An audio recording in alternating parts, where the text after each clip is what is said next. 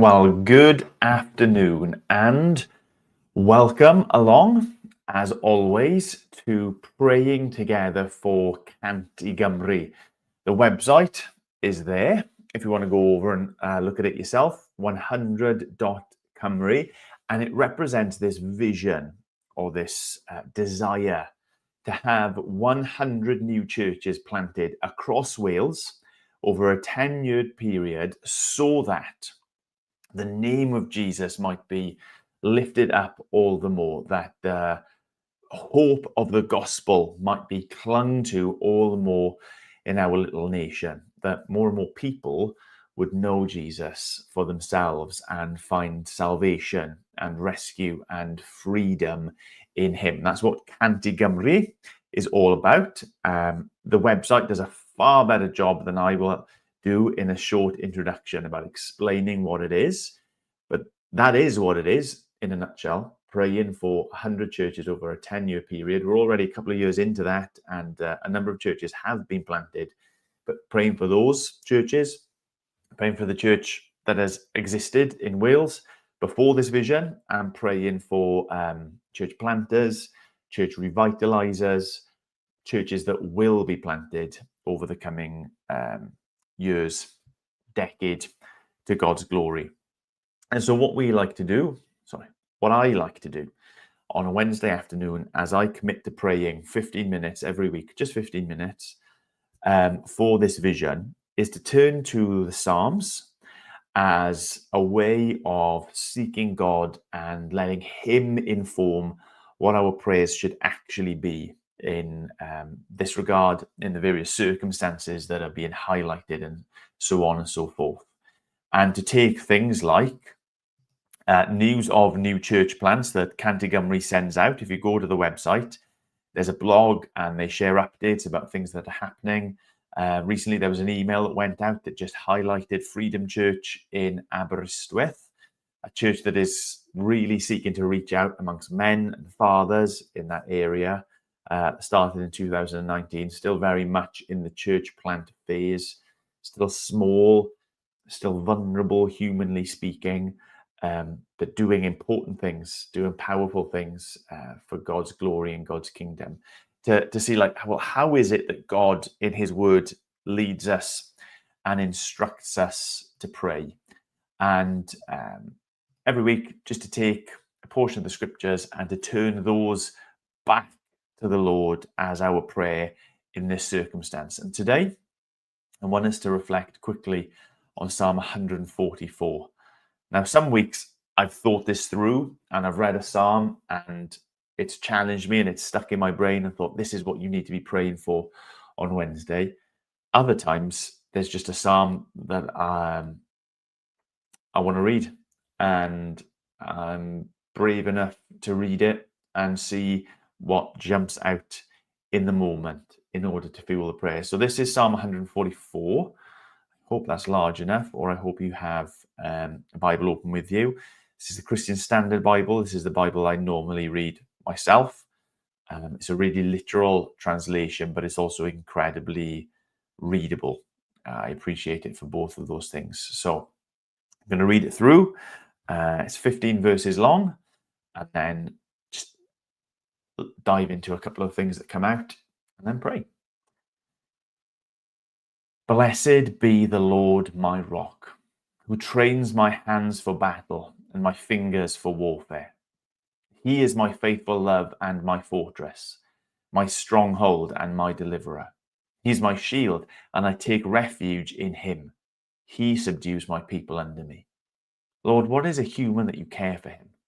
A son of man that you think of him? A human is like a breath. His days are like a passing shadow. Lord, part your heavens and come down. Touch the mountains and they will smoke. Flash your lightning and scatter the foe. Shoot your arrows and rout them. Reach down from on high. Rescue me from deep water. Set me free from the grasp of foreigners whose mouths speak lies, whose right hands are deceptive. God, I will sing a new song to you. I will play on the 10-stringed harp for you. The one who gives victory to kings, who frees his servant David from the deadly sword. Set me free, Rescue me from foreigners whose mouths speak lies, whose right hands are deceptive. Then our sons will be like plants, nurtured in their youth. Our daughters like corner pillars that are carved in the palace style. Our storehouses will be full, supplying all kinds of produce. Our flocks will increase by thousands and tens of thousands in our open fields. Our cattle will be well fed. There will be no breach in the walls, no going into captivity, no cry of lament in our public squares. Happy are the people with such blessings. Happy are the people whose God is the Lord. So what jumps out, what strikes me, what inspires me to pray from this is David's acknowledging that he lives in a time of hardship. He lives in a time of conflict, if not all-out war, that to rule and to reign as God's man is to be at war, is to be at battle, and he is looking to the Lord for safety and deliverance and for victory.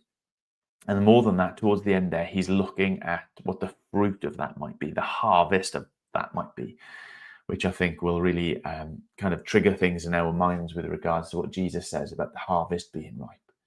That when God cares for us, that when God delivers us, when God gives us strength and victory in the battles that we face, then there will be a harvest and there will be rejoicing, there will be new songs to sing, and there will be flocks that are increased by thousands and tens of thousands in our open fields.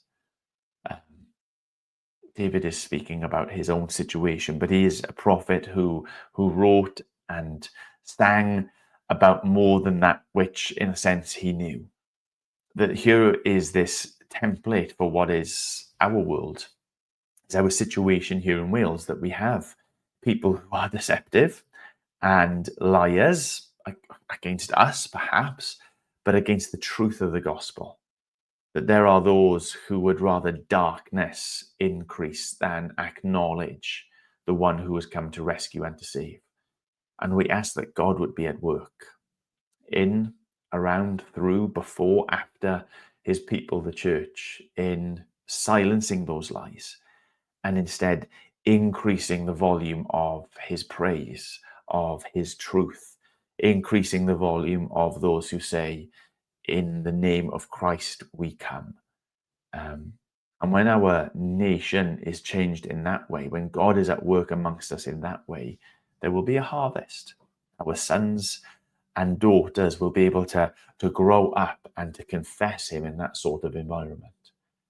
So it'd be great to pray in that regard, to be acknowledging God as the God who shelters, as the God who cares for, as the God who is our rock and who is with us in battle and warfare, but to call on him really to act and to move.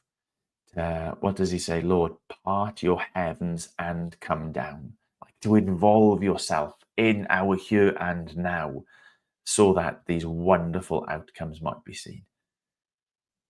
So let's pray for that. Lord, we thank you that you are one that we can turn to, one that we can look to, one that we can hide in for shelter and rest and refuge, that you are a God who is at work in spite of us and around us, that we get excited at the idea of being able to work with you, to minister in your field, to be a part of the thing that you are doing in our world and in our nation. But Lord, I thank you that your work is not dependent on us. Far from it, Lord God, that we are entirely dependent on you before we can even begin to think being at work for your glory. Lord, leave your heavens, come down even now as you have in Christ by your Spirit. Don't just touch mountains, but touch hearts. Lord, there are strongholds in our nations, in our communities, in people's lives that have taken control of of where it is that they go, of who it is that they seek, of what it is their lives are being lived for. And they control and they manipulate and they rob. They rob Wales, they rob Ammanford, they rob the north and the south and the east and the west and the mid. They rob Johns and Simons and Stevens and Claires and Anns and Philippas. They rob people of the life that comes from knowing you, of the freedom that comes from being in Christ, of the future and the hope and the present peace that comes from trusting in the gospel. So, Lord God, we pray that before we scheme anything, before we plan and plant and pivot and proclaim the goodness of you and your gospel, Lord, that you would be at work, that your spirit poured out would be illuminating. It would be melting hard stone hearts. It would be breaking the foundations of these strongholds so that so many would be coming to know you. Lord God, it excites us that in the name of Jesus, in the power of your spirit, we might be a part of what you are doing in Wales. And we ask that you would give us just those glimpses of what you are already at work at, that our courage would be increased, that our bones would be strengthened, that our voices would be emboldened, that we, as we might have done when we first came into that saving knowledge of Jesus Christ, that we would be singing proudly this glorious new song of the King who gives victory, the one who sets us free and rescues us, the one who silences lying and deceptive mouths. Lord, we trust that in you there is a harvest waiting in Wales. And we long to see workers sent out into that harvest and, Lord, the crops brought in. We long to see not cries of lament in our public square, but songs of praise and glory and thanksgiving in our public square. Lord, that we would be a people who are not too proud to name you, to give honor to you, to give glory and thanks and praise to you. Lord, that is a prayer for the church, and that is a prayer for our government. That is a prayer for our culture and our society. That thing which seems weirdly so hard to do, to say that you are good, that you are in control, that in you wisdom and life and hope are found, that those things which seem just so weirdly hard would become easy. Easy for your people, the church, to stand up and declare that, and easy for people to say, do you know what? They're right. And to join in and to be found and counted amongst the righteous in Christ. Lord, I thank you for those churches that have been planted. Thank you for churches like Freedom Church in Aberystwyth, and for the way that they are doing exactly what I've been praying for amongst those people living in Aberystwyth. Thank you for the churches that have been long established in that area, and for others that have been planted, and for people who are considering and planning to plant in Mid Wales especially, Lord God. We know that it is a spread out place. We know it's a place that people can easily become lost in. And that is a metaphor for their state before you as well. So, Lord God, I pray that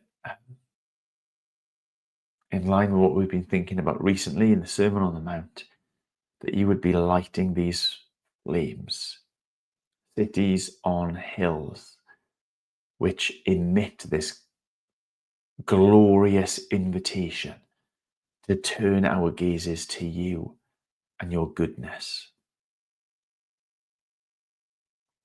Lord, part your heavens, come down and touch the mountains.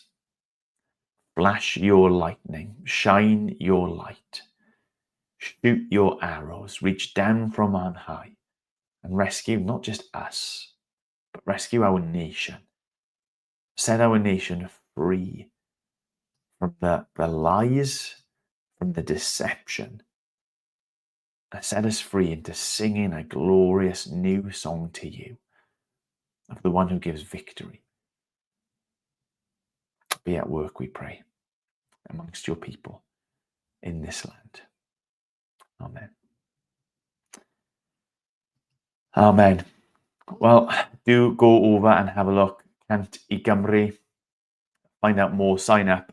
And as well, if you're part of Anfield Evangelical Church and you're watching this, you should see, if you head over, well, let me do that straight away here, actually. Let me bring this back up. Let me just show you what you'll find. If you go over, type in, come on, boy. 100.Cymru. There's a day for Wales. It's happening on March the 1st, going up to Bilf Wells. It's like a day's conference to worship together, to pray together, to hear about things that are going on, to be encouraged, to be emboldened, to be envisioned for this. And I'd love for loads of us to go from Anfield. I know that a few guys have already booked their tickets, and some people are not so confident in that. So if you want me to book your tickets, let me know. Or if you have booked a ticket, let me know so that we can figure out getting up there together. That'd be great. If you're not sure what that is, can't Gymru, the website, find out, get in touch. Okay, that's enough. Peace.